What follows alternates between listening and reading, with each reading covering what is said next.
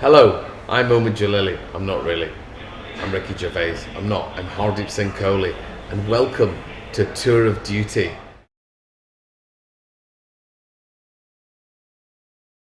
Hello. Hello. Now, I am old and I am Scottish. And in August, I normally feel a little bit paternal.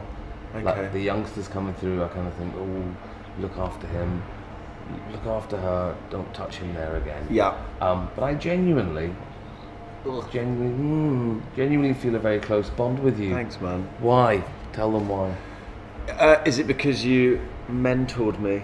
Wow, that's gone a bit far. I just met you a long time You met ago. me. You met me we met each other many years ago. You were still a student, weren't you? Counting your years on this planet in teens. I was 19 years of age, and Which is the average age. A soldier in Vietnam died. Okay. So you're doing much better than I wasn't training to be a soldier. No, you weren't. You were training to be a. I was training to be a T4 presenter, but I'm quite glad that didn't pan out. As am I in the world of comedy.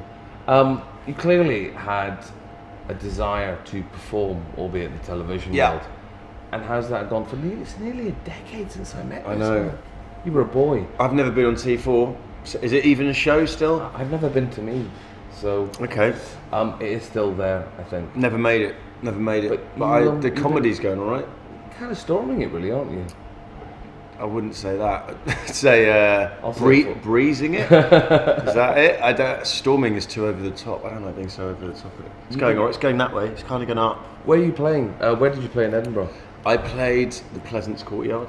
Wow. I mean, to play the Pleasance Courtyard in Edinburgh is definitely, I think, a genuine sign of arrival. Don't you find? I don't know. You're being really nice to me, and I find it. It's not comedy's not very conducive to be like, yeah, I've made it. I'm just like, no, it's fun. Yeah, but you're a lovely fella. It was, thanks, man. I do You're feel a nice guy as well. 6% ownership of your success, which will translate eventually into royalties when you release your third DVD. Yes. How different was this last Edinburgh for you? Because it was in many ways a bit of a groundbreaking Edinburgh in terms of your own personal development. Yes. Sex change and things like that. Yeah, no. I can't afford a sex. Do you know how much we spend on this festival? Really? I can't afford a sex change. They must cost. How much do they cost? I think they call them an addictomy now. I get it. For a minute, I was like, "Is that real?" And I was like, "No." It really wasn't worth engaging with. Adding a dick. What's the autumn got in store for you? The autumn has a tour in store. Where are you going? Anywhere nice?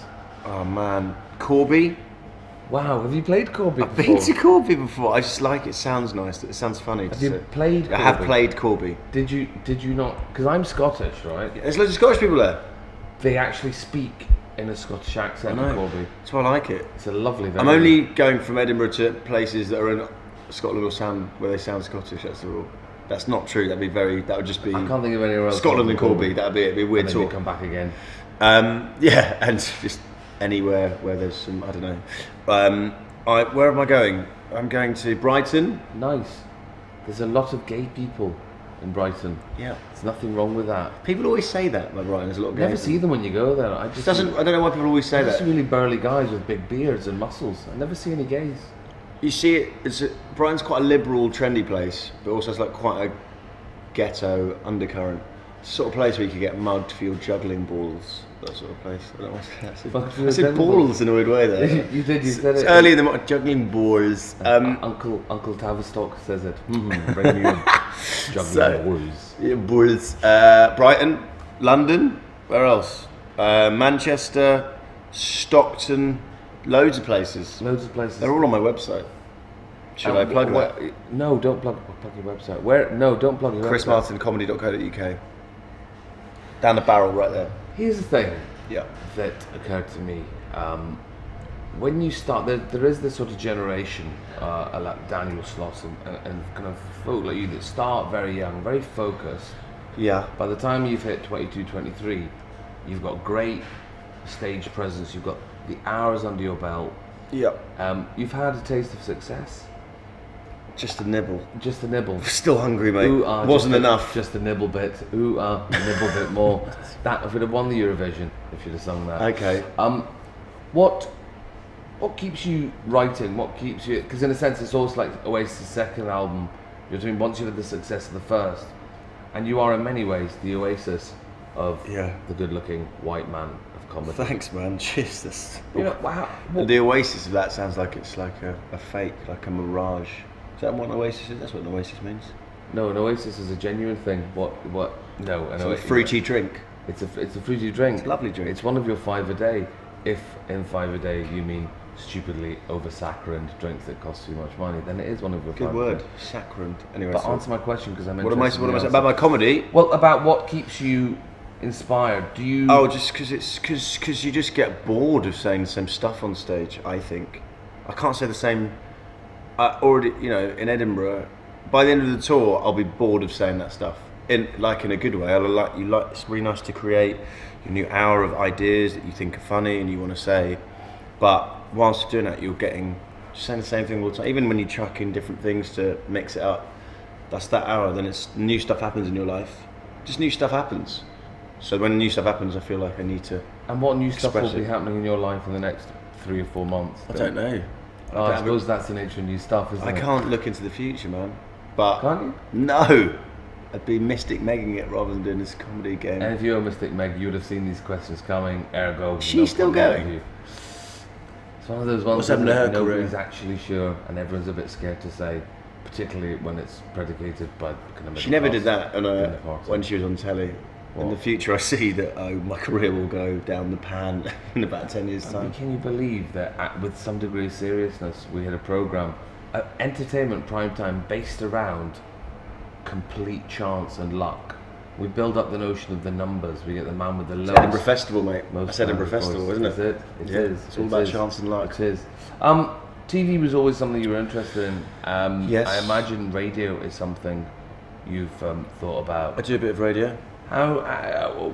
Tell me about the difference between performing on the radio, and tell us obviously a little bit about the radio you do. Oh, on the radio, you can't see people. So, little fact there, mate. Can't see faces. So you can just do whatever you want. And you can wear whatever you want. As you can see, I thought this was radio.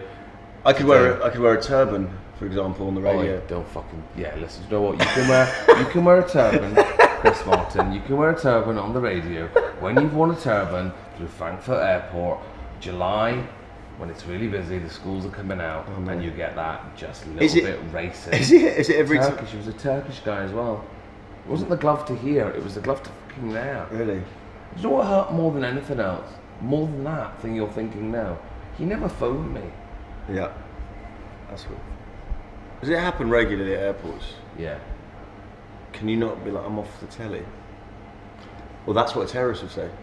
Oh, but it doesn't work quite so well in Guam, where they don't have telly. You know what I mean? Yes, okay. No, radio. Yeah, I do a bit of radio. Sorry, I have to be serious here. I do a bit of I do a podcast called Carl Donnelly and Chris Martin comedy podcast. That's going well. Good. Because you're good mates, aren't you? We are good mates. Yeah, it'd be weird if we were mortal enemies doing a podcast together. But you know, in a crowded marketplace, that would be a USP. That would be good, We actually. hate each other, but yet we get together. There's a chance one of us might get Everyone. murdered by the end. We also do a food bar radio show, which is internet radio, which is kicking off. Check foodbarradio.com, maybe. Google it, I don't know. Can I ask you this, from a technical point of Go view? You know, Edinburgh's about an hour. You know, it's always about that Talk 1 for an hour, yeah. You know, you tour for an hour. When you do open spots, there's a definite amount of time, and Yeah. there's an expectation. And both the blessing and the curse of podcasting is it's whatever length you want Just it to keep be. going. Do you like the fact that you have more space for ideas to run? Yeah. And develop I know and that. grow. You can just go on tangents, you can just go down an avenue, and sometimes it'll be like, why did we go down? Can we swear on this? I didn't swear. Don't fucking swear, Chris. Okay, It's there we not. go. It's not big. It's But difficult. it's clever. Okay, so you go when you're doing a tangent, you're like, oh, this will be interesting. Let's have a look, and then sometimes we go nowhere. But then sometimes you'll come around, and it's really satisfying. Yeah. Chris, what is the show about? It's called Responsibility-ness. Yeah, well, it's about me living with a girl for the first time, and trying to do the grown-up thing, but often going down the avenue of silly. So Are you comfortable exposing so much of your real life on stage?